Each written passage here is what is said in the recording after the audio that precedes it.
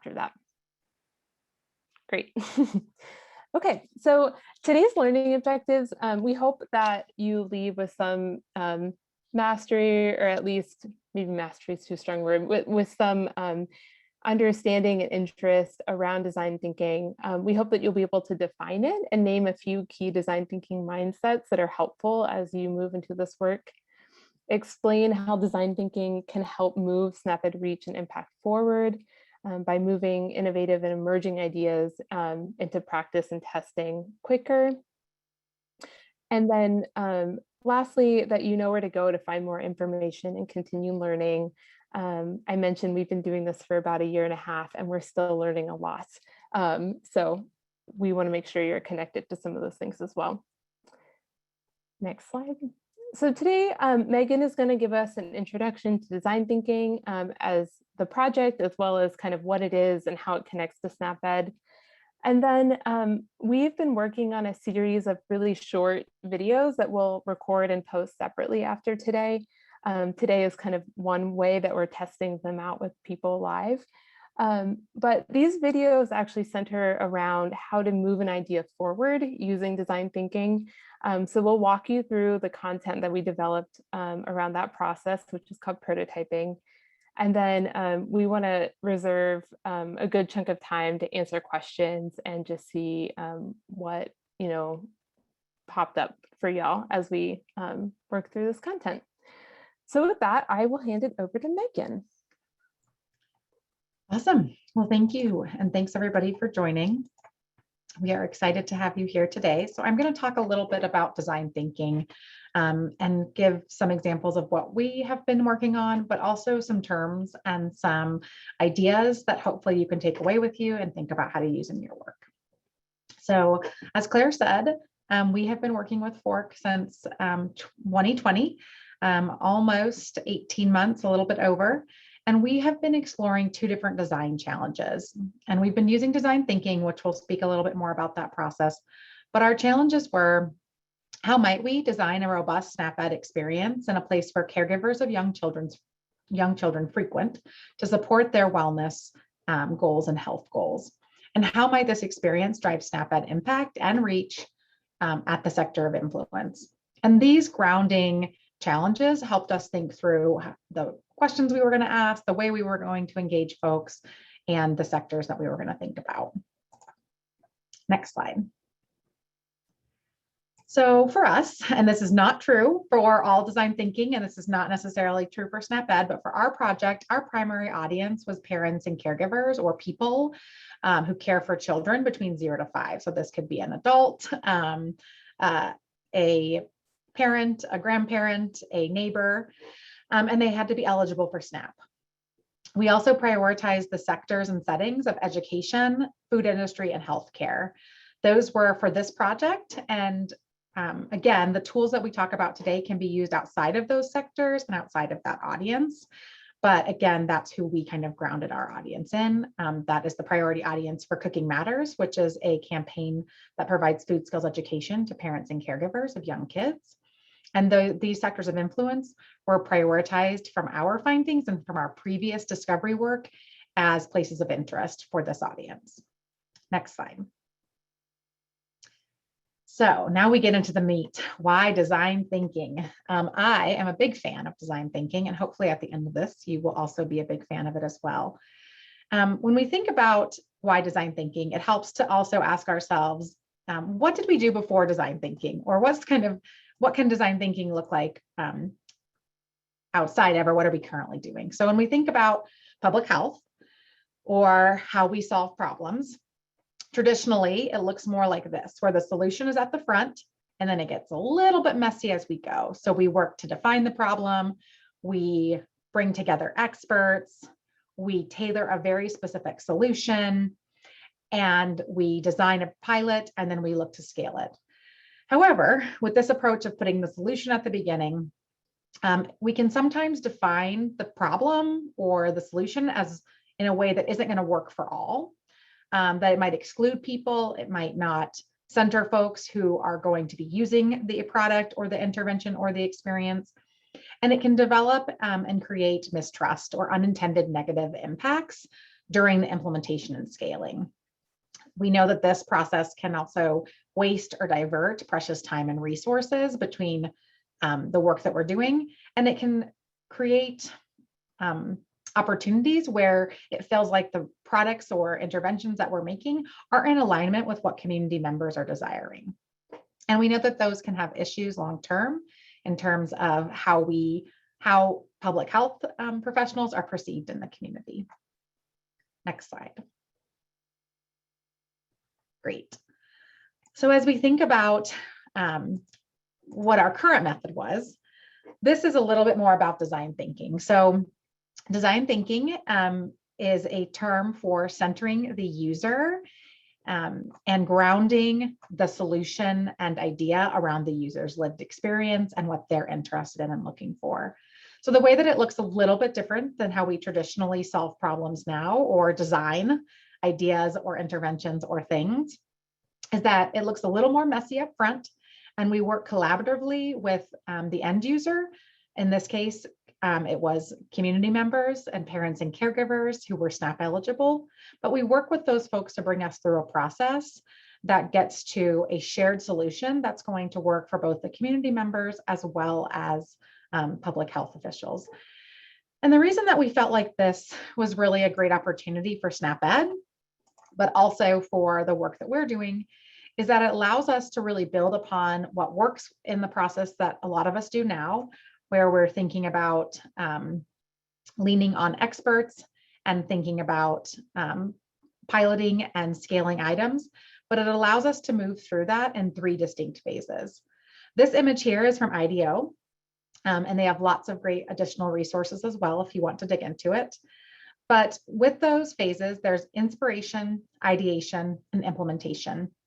And no matter how you do design thinking, you will want to make sure that you are following this path of diverging and converging. And that's really what makes this process a little bit different. Not only are we centering the folks from the community and co-creating with them, but we're also moving through this process where we collect a lot of information and data. We have lots of conversations, we narrow our ideas, then we bring them back up, and ultimately we have something at the end of this that can give us new ways of addressing problems, new ways of learning and connecting with our community. The idea is over time, you move through a process that can feel a little bit messy up front, but it gets us to this place where we're able to refine and test solutions and interventions that are going to work for those that are experiencing it and those in the community. Next slide. So with design thinking, again, we are making sure that we reflect and empathize with our user and that we move them through this process. And the ways that we feel like this really would benefit SNAP-Ed is that it allows for tools and processes for collaborative work, not only across teams, but also participatory ways to engage the community that you're aiming to serve.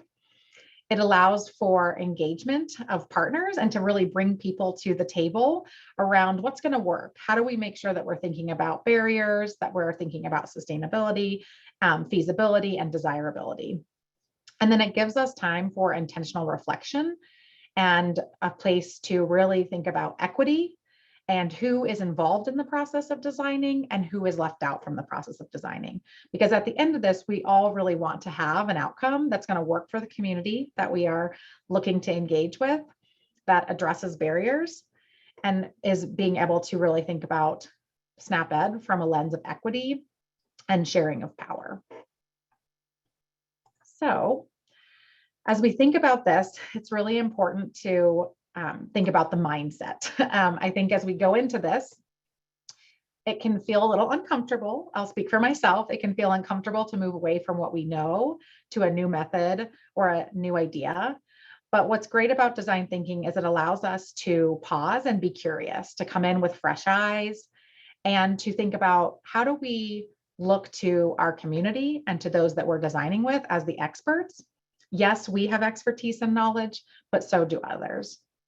It allows us to really be open to a variety of different ways to solve our design challenge instead of having to think about the one perfect solution up front. It allows us to know that there's not one right way, but we can move through that together. We get to engage empathetically and authentically with the folks that we are trying to solve for, or solve with, is what I would say. And so as we think about the intervention or the programs that we all work on, how are we engaging the community and understanding folks' needs and desires, and really centering that as we move forward in the projects and process. And it allows us and encourages us, gives us the opportunity to adapt our ideas as we test and be responsive to the community and to their ideas and feedback, and to our stakeholders that we're working with. So it gives us the chance to be curious and stay open, to connect and be authentic and build relationships, and gives us the chance to adapt and create new ideas that are ultimately going to serve the community, because they'll be informed by what the community is looking for. Next slide. So that gets us to where we landed. This was hours and months and weeks of time. We really, the work that the Fork team did to help work with 30+ caregivers and a variety of stakeholders to shape this toolkit. So it's linked here, but we will go through pieces of it today. But this guide was specifically around ways to use design thinking as a SNAP-Ed implementing agency to really learn about the needs and desires of SNAP eligible caregivers in the food retail setting. It helps you identify and build partnerships with stakeholders who will support you with implementation and testing. And it gives you ways to identify appropriate interventions options that are supported by both the food retail partners, but also in this case, the parents and caregivers.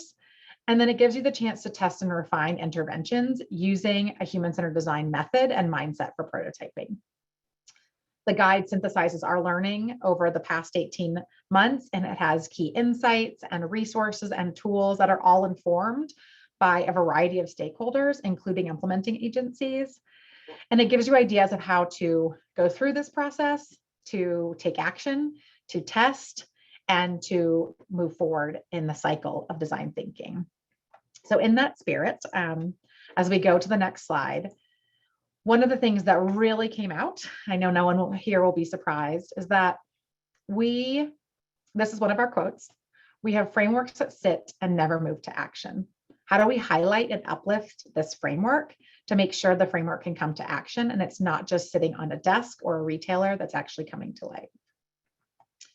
And so as we think about SNAP-Ed and the implementing agencies, and how do we move from brainstorming and from ideas to prototyping into testing, we know that that can be a scary jump, especially if you think back where we were, we may have more experience with getting a solution and then working through the process versus brainstorming and working through the process collaboratively until we get to a solution. So as we think about moving into prototyping and kind of how do we test emerging ideas and solutions, how do we pivot and be responsive to the communities so that we align our ideas with what they've asked for and what they're looking for and their lived experience, we are going to test something with you all. So I'm going to pass it back and we will jump right into testing as we talk about moving ideas forward through prototyping and testing. Great. Thanks, Megan. So this kind of leads us into these 4 short videos that we'll record and post after this. The videos are what we present today is a little bit different than what might be in the videos. One thing, for example, is that we really want these videos to help y'all move forward in this process. So there will be a call to action after each one. Today we'll do one call to action together, but the recorded videos will kind of be more specific as you guide forward or move forward. So next slide, please. So the 4 videos really help you first get grounded in design thinking. And a lot of the content there is kind of what Megan shared, so I won't be repeating it. I'll just add a little bit more to help set up the other sections. The second part is really about how we identify assumptions throughout this process, because a big part of design thinking, especially as we get at the later phases, like kind of as we're moving towards converging around a solution, is about actually testing those assumptions in real world context to make sure that the things we think might work or the things we think people want are actually the things that will work and people do want in real life. And then the last, we're going to give you some key insights about how to learn from data through this process. SNAP-Ed loves data. I love data. And the way that we use data is a little bit different through this prototyping phase. So we want to share some key takeaways there. Next slide. Okay, next slide. So first, we went through why we think design thinking is a complementary approach to public health approaches, because it kind of flips the problem solving process on its head.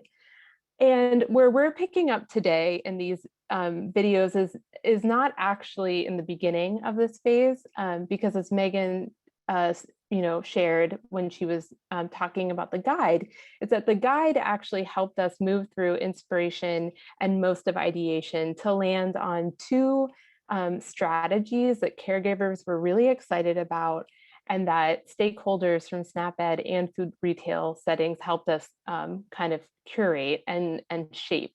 And so those two ideas were a meal box and a rewards program. And so what the guide is meant to do is to help you learn about what we learned about through those sessions, but then to take one or both of those ideas and actually test them out in your local context if they're the right thing for what your community needs. So today we're actually going to be starting kind of at the end of ideation, moving into implementation about, when you have a pretty good idea, you have maybe a working sketch or rough draft of what you think you want to test out. And so we're going to share kind of how you take that idea and move it through towards implementation and scale up. Next slide.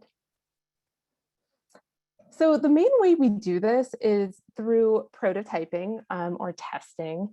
And prototyping refers to the process of testing prototypes, which are fast, flexible models of key elements of your solution.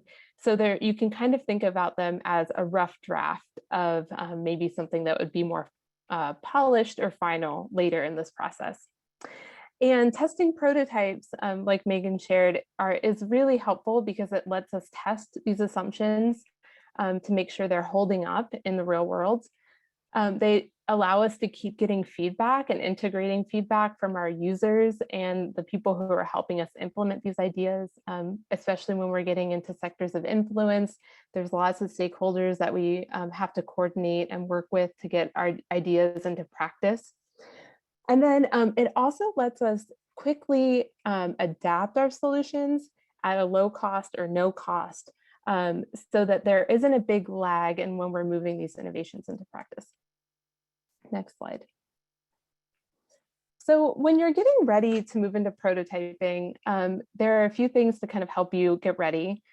First, you want to think about who you want to invite onto your design team. So for the food retail sector, we had caregivers of young children who were part of our design team. We had food retail stakeholders who have intimate knowledge of that sector or that setting. And we also had SNAP-Ed folks. We also had folks like Liz, who was an expert in kind of thinking through some of these decisions and kind of key moments. And we also had graphic designers. We had, Megan with Cooking Matters on board. Your design team may look really different, but just to kind of share who we had with us, those were kind of the people on our team. You'll also want to gather the tools and resources to help you get started. And so here I linked to the toolkit, which I shared. And then like Megan said, design thinking is just as much about the tools as it is the mindset and the way that we apply these tools. So you're going to want to check in with yourself, check in with your team to make sure that you're ready to start this process. So next slide. So I'm a big fan of emergent strategy. And when I was thinking about prototyping, these two principles of emergent strategy really resonated with what I've been learning about prototyping. So the first is small is good, small is all, but the large is a reflection of the small. And That is kind of gets to this point that prototyping is meant to be small and a part of the large so that we are able to refine it over time. And then never a failure, always a lesson. Um, Prototyping encourages us to fail fast or to learn quickly through mistakes, through trying something that doesn't work. And this, like Megan said, can be really uncomfortable, but to remember that failing or something that didn't actually work like we thought it would presents a lesson for learning and for improving over time. So next slide, please. We'd like to invite you, we're not going to take 5 minutes, we'll take 2. We'd like you to just take one of these questions and just spend 2 minutes maybe jotting down on a piece of paper or thinking about it. And I'll read them out loud. So just pick one that makes sense. But when did you have to use something that didn't, or when did you have to use something that didn't think about your needs in the design process? And how did that feel? When did you try something multiple times before you got it right? What was that process like? How did you feel through it? What did you do well? What could have been better? What biases or your own ways of thinking could you bring into this work? And how might you challenge them as they pop up? And how might discomfort arise in yourself or your team in this process? How might you work through it? So just pick one, and I'll give you a minute or so to reflect.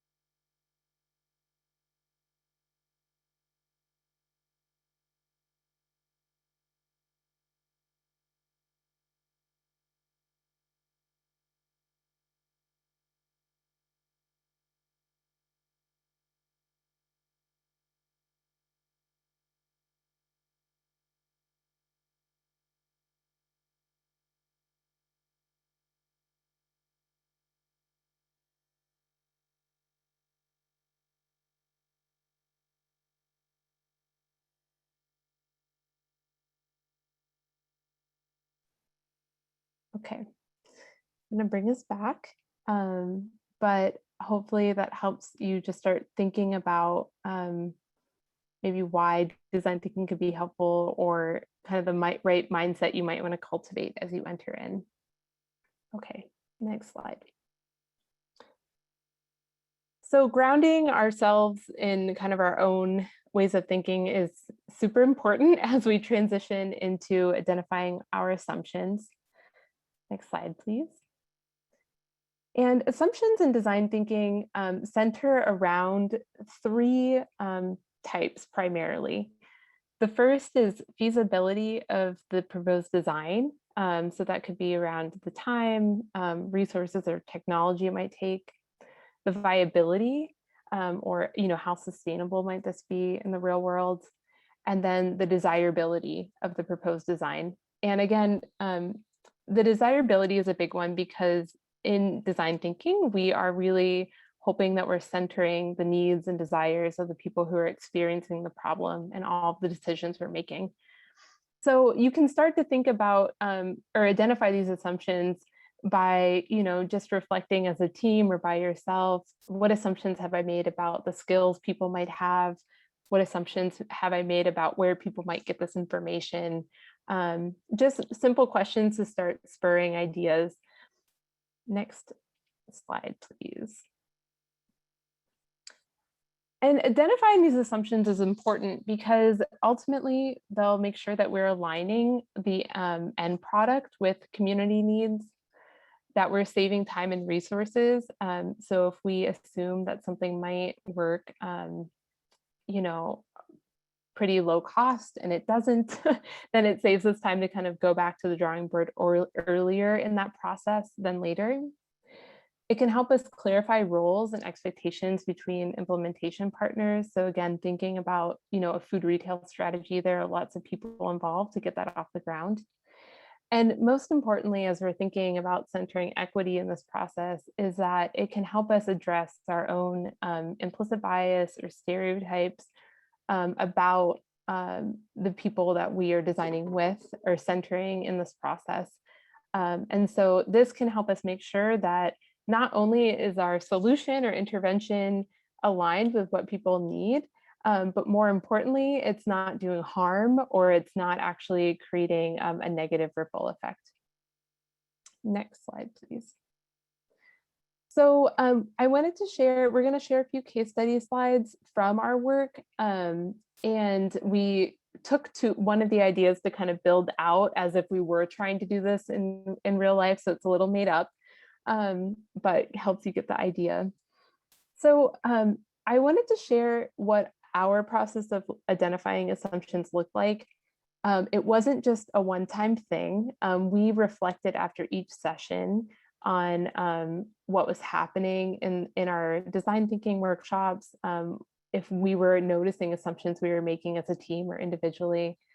And that process of identifying assumptions kind of led us to different types of assumptions throughout. So in the beginning, we asked people to just name some assumptions up front to allow us to be more creative in our brainstorming. So SNAP-Ed, the funding can be restrictive. And so that was one of the things we wanted to just shelve in the beginning was let's just not think about funding right now so that we can at least open our minds up to what's possible kind of in that in that divergence process.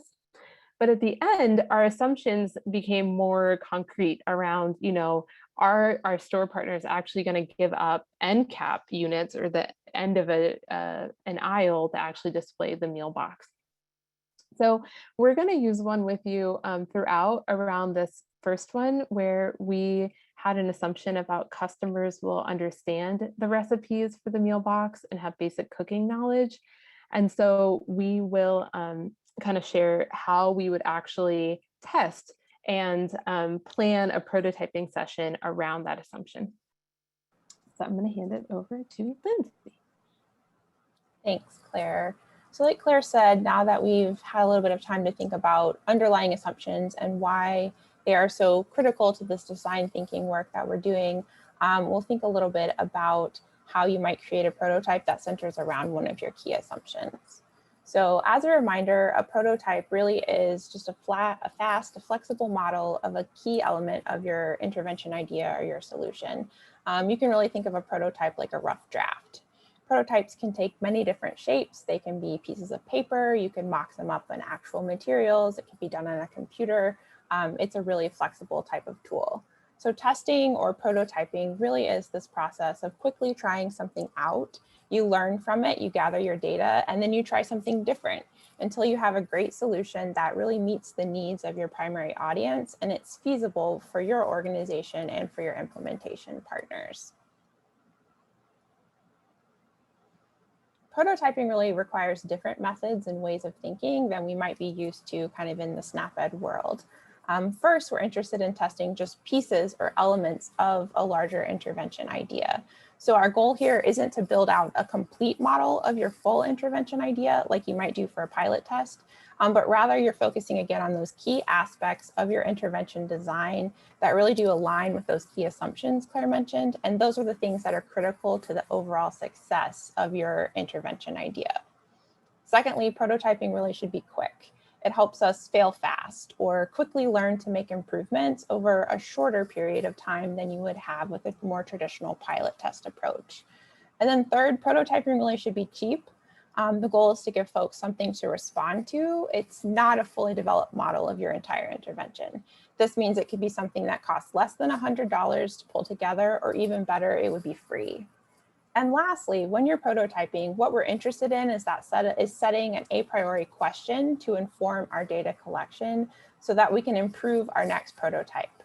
We aren't looking to gather data about effectiveness or impact at this point. Overall, testing the key elements of your idea for shorter periods of time really allows you to quickly pivot or adapt your intervention idea if the initial feedback you get from your target audience indicates that you're not meeting your goals like you had hoped you were. During our co-creation sessions with SNAP eligible caregivers and then key stakeholders in the food retail space, we asked them to sketch out some initial prototypes of our 2 intervention ideas. And this, what you're seeing on your screen, is a prototype of our meal box idea. And as you can kind of see from this picture, the prototype gives us a lot of information about potential components of the intervention, and it helps us sort of begin to identify some of the underlying assumptions that are driving this design idea that we had for this meal box. Some of those could be like, where are the items located in a food retail store? How many meals might come in one box? And how would the store even scan and kind of report back on how many boxes folks are purchasing? For our case study here, we're going to think a little bit about this circle, this orange circle on the right. And you can see that one of our stakeholders, when she was writing out this prototype, she drew a tip card with a recipe that would come in the meal box when customers purchased the meal box. And then customers could make the recipe from the items that were displayed together on a shelf over here. The tip card that also came with the recipe includes ideas for how to modify the recipe, what you could do with the leftovers, and things like that. Once we kind of got this prototype together as a group, we kind of generated what are some of the underlying assumptions that might be critical to how we're imagining this prototype would function. And we came up with 2. And the first is that customers would understand the recipe steps. So the recipe that's provided in the meal box would be one that is easy for customers to understand. And then our second key assumption for this prototype was that customers would have basic cooking knowledge in order to actually make this recipe, that they have enough food skills to be able to make the recipe that's included on the tip card. So then how might we test some of these key assumptions in real world context? You can start by identifying key components of your intervention that you want to test out first. So this should be an assumption or a core component that's driving your intervention. In our example, we prioritize testing some simple recipes to understand if they really are user-friendly in terms of clarity, simplicity, and taste. We're going to start with a very simple recipe that only needs a few non-perishable items, and we're going to display it in a paper bag. That's sort of akin to that sort of paper prototype that we initially have. We're not investing a lot of time and a lot of money up front. We're going to make sort of the simplest prototype that we can, and we're going to start there in our prototyping. We also identified who we need to test this prototype, who the intended audience is, and what we know about them from our earlier design thinking inspiration work. So we identified what we're trying to learn and what resources we're going to need for the prototype. And then all of these steps that we're talking about here, we are outlining in a testing template. It's a resource that we developed as a part of our food retail guide. And you can kind of see here, we've linked to that as well.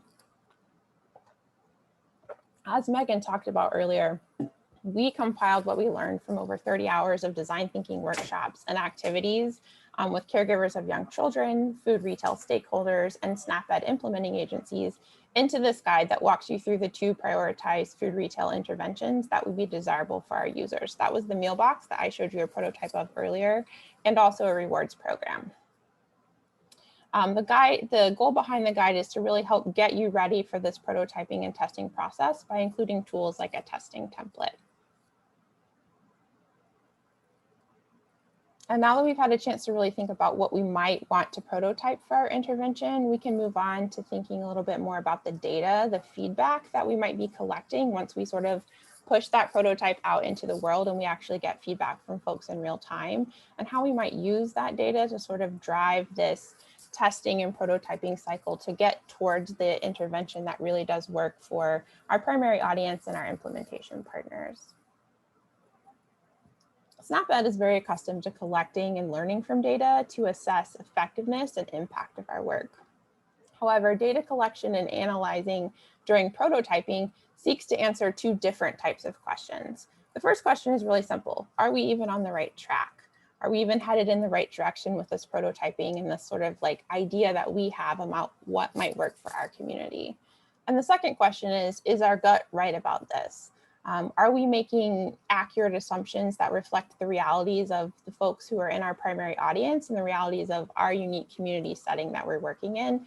Is this something that's feasible for our implementation partners? Is this something that is desirable for those folks in our primary audience? This phase right here is really about bringing together everything that we've learned so far in a series of little mini sort of micro experiments to make decisions about the design and the delivery of your intervention. Using data and design thinking methods, particularly around prototyping, it differs from a more traditional approach in a few key ways. First, we're setting our measures of success a priori or before we even begin. In this way, we're going to define the minimum level of success we need in order to continue with another cycle of testing and learning. It's important to engage your implementation partners in defining these measures. What would they need to see before investing more time or money or space with your intervention idea? And this is particularly true in the food retail environment where things like time, money, and space can be at a premium. And second, we want to learn quickly so that the type of data and the amount of data must allow for quick collection and analysis. For example, what are existing data sources that could help you answer some of these questions upfront? Is there a website that you could look at? Are there sales records from your implementation partner you could also review? Or maybe you could spend an hour or two just actually going to a food retail store and asking folks one or two quick questions around some of those key assumptions related to your intervention idea. And in general, a mix of quantitative and qualitative measures can really be useful here as well. And then finally, we really don't want to worry about sample sizes. Again, this is kind of like, how do you check in with 5 to 15 users, people who are in your primary audience, and get their feedback quickly on your prototype so that you can move on to sort of the next steps of refining your implementation idea. So now that you have an idea about the types of data and the processes for collecting data related to this prototyping work that we're talking about, let's think about how you can use this data to move your project forward. The data or the feedback, however you want to look at it, that you receive from members of your primary audience and your implementation partners should really help you do 3 things. And the first is pretty straightforward. Did we achieve our predetermined threshold goal? For example, did at least 50% of the people who purchased our prototype meal box understand the steps in the recipe? Secondly, the data that you've collected can inform the next iteration of your prototype. Again, keeping in mind that the next round of prototyping should still be quick and still be low cost to keep this feedback cycle going. What did members of your priority audience have to say about the recipe? Did they understand the instructions? Did they have the cooking skills necessary to complete the recipe as written? And finally, the data that you receive on your prototype will help confirm or deny whether your assumptions were actually really rooted in the user experience and need. Maybe your recipe wasn't as simple to prepare as you thought. Perhaps the recipe steps were confusing and that resulted in some less than favorable flavors. Or maybe your users didn't want another recipe for black beans, but they'd really love a recipe that incorporates more seasonally available produce. These are the types of questions you can collect when you launch that initial prototype kind of out into the world. So here's a case study that we pulled together about how you can learn from data once you put a prototype out there and get some feedback from members of your priority audience. This is essentially step 6 of our testing plan. So the testing template or the testing plan that we developed as a part of the food retail guide really walks you through how you're going to develop this prototyping plan, how you're going to collect your data, what are your measures for success, and what are you going to do with that data once you have it. At the top here, you'll see we defined our threshold goal, which was our team will be confident we're on the right track if 50% of our customers who purchase their meal box and prepare the recipe understand the steps in the recipe. Then we picked 3 measures to assess this goal: customer understanding of the recipe steps, customer utilization of the recipe, and customer satisfaction with the survey. We also included an open-ended question box for ideas for improvement that we could get from our primary audience. And as you can see, we met the threshold goal for we set the threshold goal for the experiment and each measure, as well as made a plan for how we would actually collect the data. And at the end of the prototype, we met the minimum requirements for trying again. So in that next cycle, we can take this feedback and move into iterating or adapting our prototype before we launch it back out into the community again. Overall, some takeaways from thinking about data as it relates to design thinking in the prototyping process. First is that you make sure you have a plan for integrating your findings. Getting data or getting feedback for feedback's sake isn't really going to help advance your intervention forward towards meeting your community's need. So you need a team, you need to identify a person who's going to help lead your work, and you need a plan for what to do with the feedback that you receive. Using resources like our testing template can help you think through each of those elements and set you up for prototyping success. And then next, make sure you map your data collection and analysis onto those key assumptions or the key questions that you really need answered before you can move your project forward. What's the most important to your primary audience, those folks that are actually going to be using and interacting with your intervention? What's the most important to your implementation partner? What are their needs? And also, what are key considerations you need to keep at the forefront of your prototyping to center equity in this process? These are the types of questions that you started asking during the assumptions phase.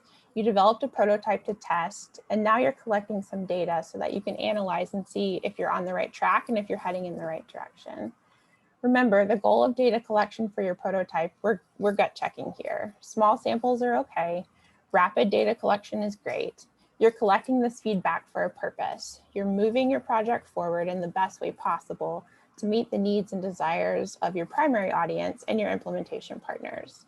Data collection for design thinking purposes might look and feel different than what you might have done in the past, but they serve really important purposes towards helping ensure that our intervention idea that you're developing really is aligned with your community's wants and needs.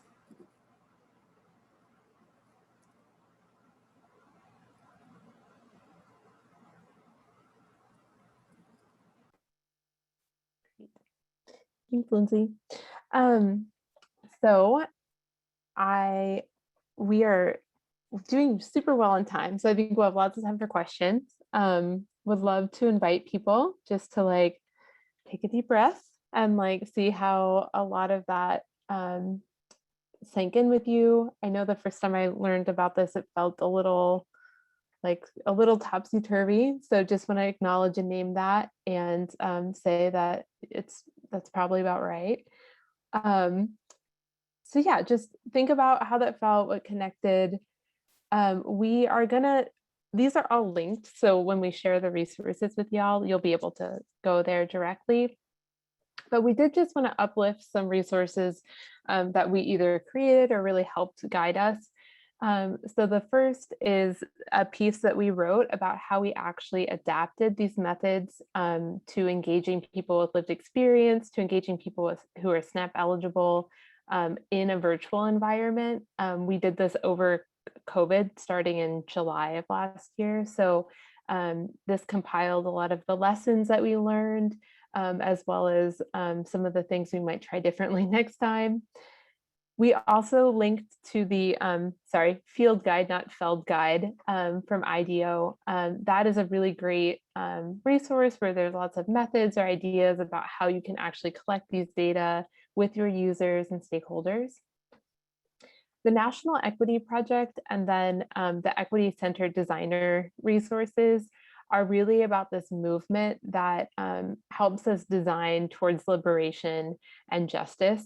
And so just like many tools, they can be used for good, and design thinking, like every other tool, can lead us to similar outcomes if we're not reflecting on privilege, power, intention throughout. And so the National Equity Project and equity-centered design work really helps us think through how are we making sure we're not centering ourselves as SNAP-Ed folks or public health people in this design process, but are really centering the people who are experiencing the challenge or the issue that we're designing for.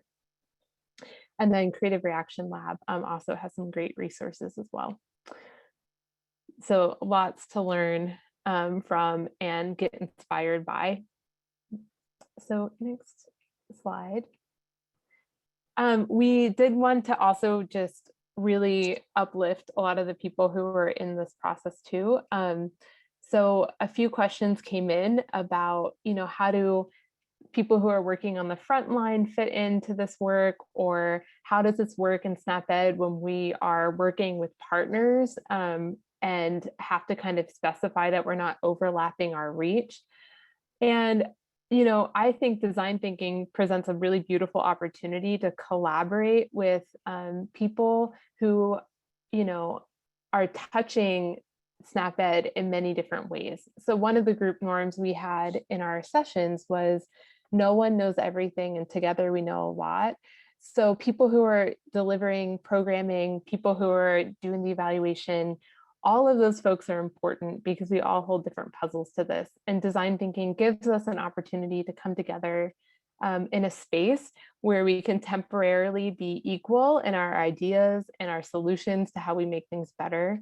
And so that is, I think, super important to remember that there's a lot of opportunity for how we engage with folks, as well as people who are also working in our community that we might want to learn from or learn with, to make sure that we're creating a whole community or network of support for people who are in SNAP. So hopefully that addressed some of those questions. And to that end, we had a lot of folks involved. I think we had probably 50 people who've touched this project in some way to date. We have an amazing team at Fork, including Jared and Eduardo and Tracy and Molly, who have been important to moving this work forward. I did want to shout out Kina, who is a SNAP-Ed IA in North Carolina, who helped us prototype and test out this webinar. So that was really helpful. And the co-creation stakeholders who helped us with the guide, they're pictured here. In a virtual world, there aren't many artifacts. So doing a screenshot photo together was one thing that we had. And then we also wanted to really thank our funders in this work, so Cooking Matters and the Robert Wood Johnson Foundation, for just posing this idea and this inquiry about what would it look like to use SNAP-Ed or design thinking for SNAP-Ed, because I think we've learned a lot, and we're really committed to making sure that we keep sharing what we're learning or what we're thinking about with the broader SNAP-Ed community. So I think we have arrived at Q&A. I know that there have been some really great questions coming into the chat box, or sorry, into the Q&A. And it looks like Liz has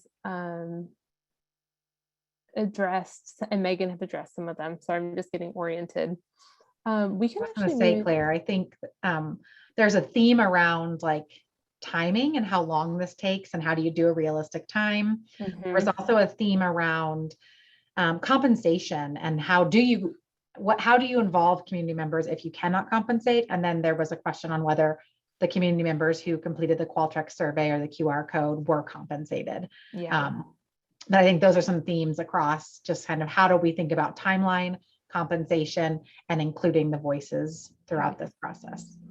I can speak a little bit to compensation first. I'll start with a really easy part. So our example about having customers complete a Qualtrics survey was just an example. So we kind of just came up with a fake scenario for the case study to show how you might do something simple to get feedback from customers in a food retail setting. If we were doing that in real life and these were, SNAP eligible folks or customers, we would not be able to compensate them. And so I think that's really important when you're thinking about getting user feedback. I think you really want to make it easy and very quick for them to give you feedback, so that you're not asking too much of their time or energy to actually do that. For this project, we had an amazing opportunity to compensate the people who are SNAP eligible at the same rate as other experts who were in our co-creation sessions. And honestly, that in part was because the funding was not from SNAP-Ed. And we recognize that is a limitation when doing community-based participatory research in SNAP-Ed or design thinking work in SNAP-Ed, is that that often isn't it's not an allowable cost. So, again, I think when we're thinking about how we use how we engage people, if we cannot compensate them, then it needs to be super easy and fast to get feedback. And if we're asking more of their time and energy, then we need to think about what are the other ways that we might be able to, you know, at least acknowledge and compensate them for kind of the time that they're sharing. So I don't know, that's kind of rambly, but we did have a unique opportunity with this, and it was really great. We did have 100% attendance across about 10 hours of virtual workshops. So I think there is a lot of power in compensating people, and when people feel like they are being appreciated for their time. So And I would also say compensation is outside of dollars or like money. It can also be thinking about other barriers that folks might. So we tried to think about timing, language, transportation, all of the barriers to bring the right folk, the appropriate people, and kind of thinking about how are we bringing folks to the team. And then I think, Liz, there's a question around timing that I'm going to pass to you. And then there's a question around ideal number of members for the design team and thinking about specific methods to recruit. So it looks like you might be typing an answer, but if you want to verbally answer, you're welcome to as well.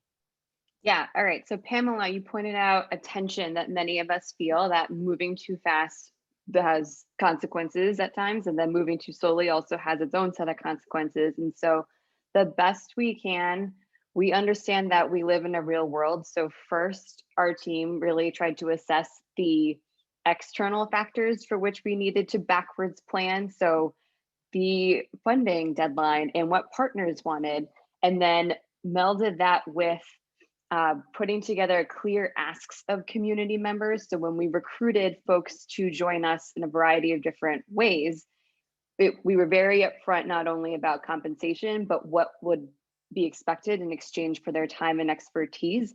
And then there were times along the way that we set aside to reevaluate how things were going and whether we needed more time or if we were on track. And so I think that backwards planning with the external factors you have, having clear roles and job descriptions for everyone involved, and then also having dedicated times throughout the project that you know you're going to pause and reassess will help manage expectations and keep things moving.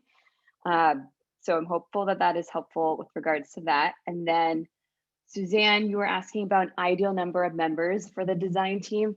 That's a great question. We know that, especially if you are working across sectors or with a very diverse group of stakeholders, and you want to have, you want to make decisions with a consensus-like process, that it is hard to do that if you have 15, 20 people.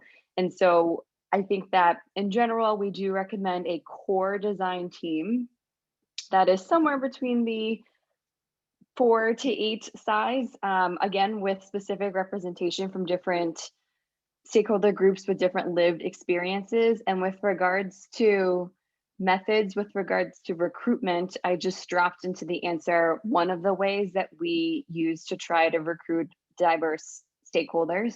And so IDEO's method of extremes and mainstreams helped us think about what characteristics would we want to make sure and lived experiences would we want represented in the folks that we are recruiting to engage with us, not only geographically and or by age and typical demographics, but in terms of number of children that they had, or the type of occupation that they work at, and the types of childcare that they use for their children. And so design thinking really emphasizes recruiting people with a diverse group of experiences. So at the extremes, knowing that if you create an intervention or program that works for the extremes, it will inherently capture the needs and wants for those people who are considered typical or mainstreams.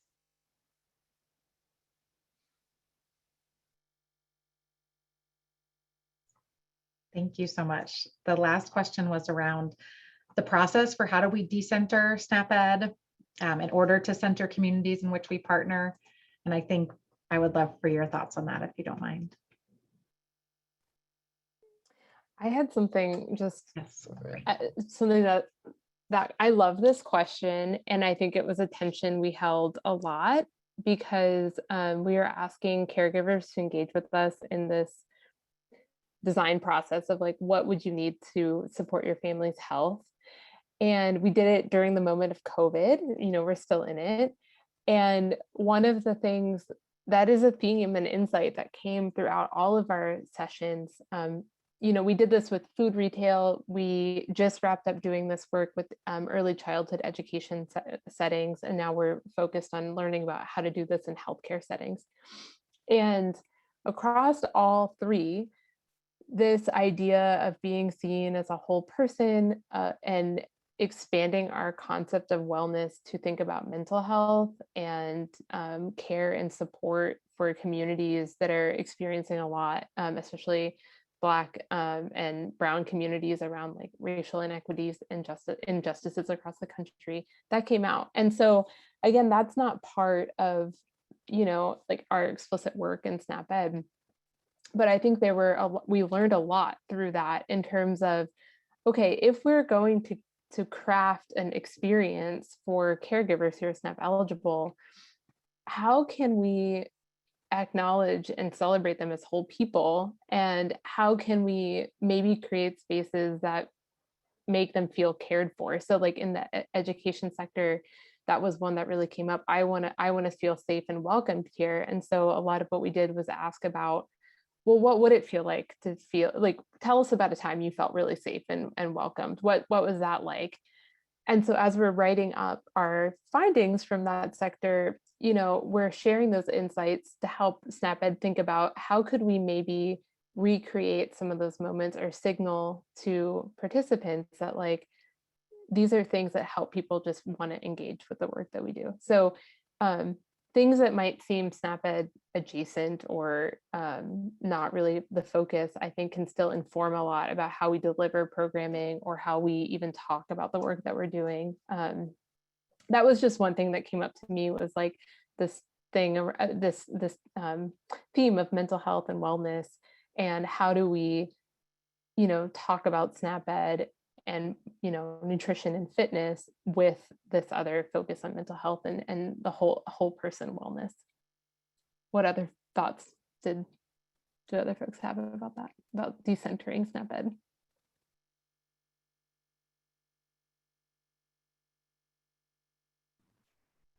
Just one thing I would add is that we started out, like Claire and everyone was sharing, with a focus specifically on caregivers, within the back of our mind, knowing that we had to ultimately think about what was allowable with SNAP-Ed.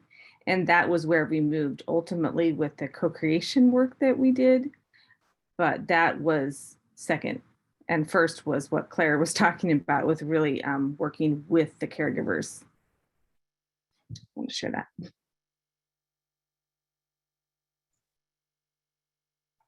We also have a question around how this can be applied. And so we spoke about an intervention with a product. Liz spoke about this a little bit more, about like the different types. There's lots of terms for design thinking, and she gave a very good answer around all the different ideas. But I thought, Liz, maybe you could speak to like how this could be used. Someone also asked a similar question around if design thinking could be used for policies. And so maybe you could speak to that if you don't mind. Yeah, I think what I've learned, especially with this project and others, is that we generally want to hear from real people, especially those that are directly impacted by solutions or processes broadly defined. And so I shared the example of Durham County's government having a team explicitly dedicated to innovation within their structure that uses design thinking with their work. In the UK, through their design council and their ministries of health and justice, have also case studies of how they have used design thinking and human-centered design to strengthen their work. I really think that even if you aren't using the whole process from start to finish, like Megan laid out, from inspiration, ideation to implementation, there's likely methods within the processes that could be used rigorously to solve many questions alongside community members.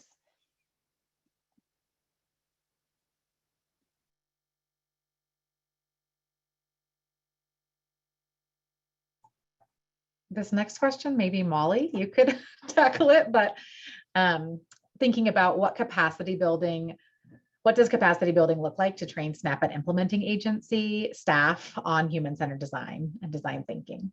So I'll put you on the spot, but you're also welcome to have technical issues and not be able to answer this one. I was going to say, to be snarky, watch our videos. But certainly one of the points of the work that we're doing right now is to be able to help y'all, SNAP-Ed implementers, to pick this up and figure out how to do it yourselves. So some of that is certainly part of the answer. And we're very interested in talking with folks about how to learn about this. We were able to invest in working with Liz as an expert. So not that Liz has the capacity to work with everybody nationwide, but being able to engage with an expert is helpful. Plus all the different resources that our team has been sharing are super useful.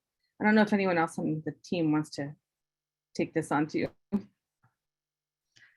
I also think it's like a bigger question around SNAP-Ed and how do we like write that into our plans? How do we write that? How does the guidance reflect that? And how are we interpreting the guidance? And, you know, by no means am I a SNAP-Ed expert. I am just on the sidelines, but I think I guess I want to say I think the question, because I think we have that same question of like, how can this be widespread? How can this be something that we're using and that it feels like it can align with our funding requirements, our timeline requirements, our data and evaluation requirements. And right now there are places where it feels like it really fits. And there are places that feel like it's a little harder to fit. And so just wanting to own that tension and just say like, we hear you and we appreciate that question. We're sorry that we don't have the answer, but we're thinking about it and we would love like more thoughts on that. But I do think the more of us that can know about design thinking, can be interested in it, can lean on experts like Liz and learn from experts like Liz and use these resources, like that's the step in the right direction to getting this to be there. But those are my thoughts. Anybody else? I think lastly, you know, I know SNAP-Ed is having lots of conversations about what does it look like to still center equity in our work. And I think there's a lot of overlap between those questions and how do we use methods or approaches that actually allow us to center equity or like reflect on that.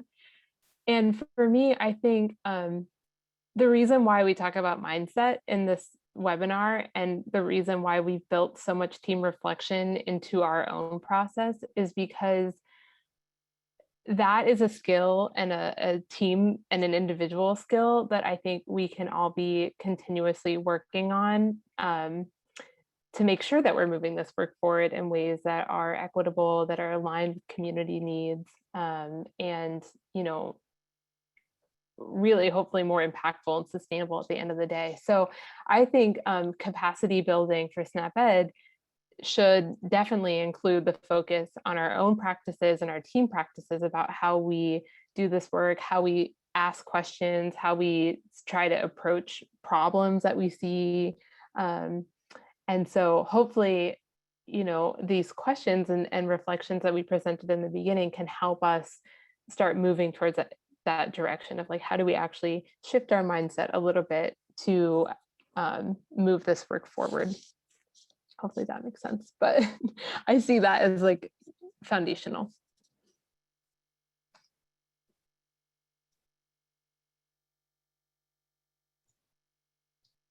I don't know if there are any more questions, but I would love in the spirit of reflection to have us think about like if there's one thing that you think you'll take away from this conversation or this presentation. I know for me, when I was introduced to design thinking, I think the biggest thing was just the idea of assumptions and reflections and pausing and centering the user. And so that for me, that's a takeaway. I feel like I use that not only in my design work, but also in my life. So I will pass it, Claire, if you want to speak to these more. Yeah, so great, Megan. I listened to a podcast last night about how to make spaces feel more meaningful, especially digitally. And one way that we can do that is to kind of take a step back and look back on the time we spent together, for the past hour or so. And we would love it for folks to, we're not going to like read them out loud or like share them, but just to invite you in that practice of reflecting with us.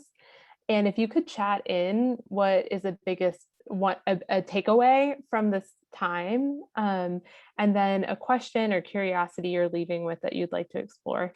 So I'll pause and maybe we can all do it, the panelists as well. But we invite you to do that, and you can just throw that in the chat.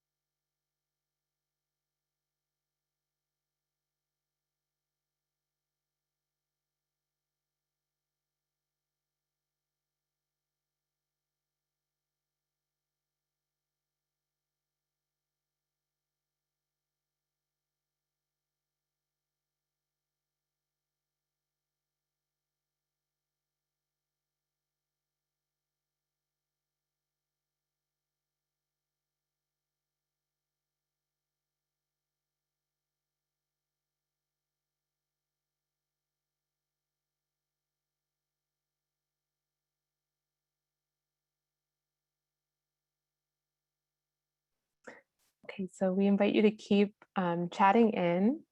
And just next slide.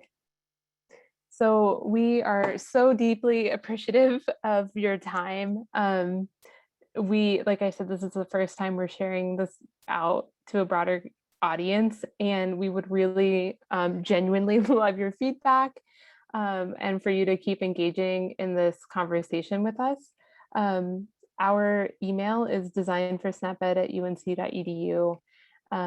And we will be sharing the slides, the resources, the short webinars when we get them edited from today and posted. But thank y'all so much. We are so in awe of the work that SNAP-Ed is doing across the community. We have learned so much from the SNAP-Ed community through this process. And yeah, we are looking forward to the next time we can gather and learn again. So I hope you have a great weekend. And yeah, Megan. I was just going to say, we really want to make sure that we're creating a safe space. So we really do, when we say we want your feedback, we genuinely mean it. So one more person saying it. So if you want to reflect and think about this time together, what could have made it better for you? What do you still have questions about? What would you like to have seen that you didn't see, or that you did see that you liked? But all of those things, we really do welcome them, because that makes us better presenters. It makes us better at this work. And that is a part of design thinking, of this opportunity to reflect on what worked, what could we do differently, and how are we shaping it for, in this case, our user, which is you all listening to this. So just one more, I guess, vote that this is a safe space, and we really do want your feedback, and we are grateful for it if you have the time and the ability.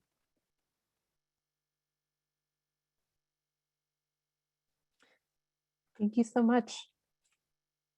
We will linger to let folks finish typing in. But yeah, feel free to move on with your evening or day. And yeah, hope to hear from you soon. Thank y'all.